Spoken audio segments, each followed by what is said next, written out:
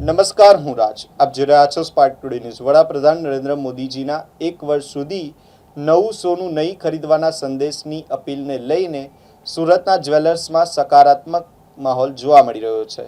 સોનાના સતત વધી રહેલા ભાવને કારણે જ્વેલરી ઉદ્યોગ પહેલેથી જ લગભગ 40% મંદીમાં ચાલી રહ્યો હોવાનું વેપારીઓ જણાવી રહ્યા છે.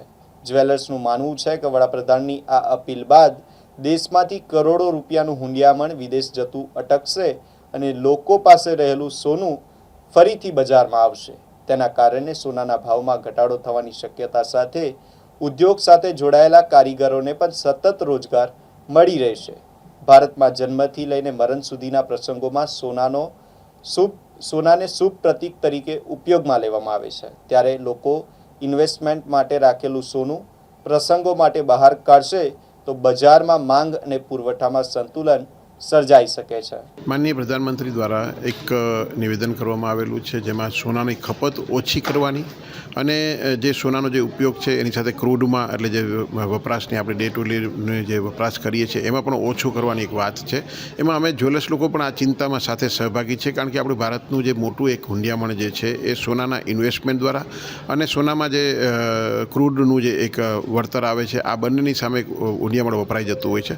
તો આ બંનેની સામે અમને લોકોને એવું લાગે છે કે જ્વેલર્સ લોકો માટે પણ આ એક મોટી વાત છે કે જ્યારે અત્યારે ટેરિફ હોવાથી જ્યારે ઘરાગીનું પ્રમાણ ઓછું હતું, એના પછી અત્યારે જ્યારે હવે આ વાત આવશે તો ઘરાગીનું પ્રમાણ ઘણું ઓછું થશે. તો અમને લોકોને જે ચિંતા આવે છે એ કારીગર વર્ગની ચિંતા આવે છે કે આ બિઝનેસ સાથે 6 થી 7 કરોડ લોકો સંકળાયેલા છે.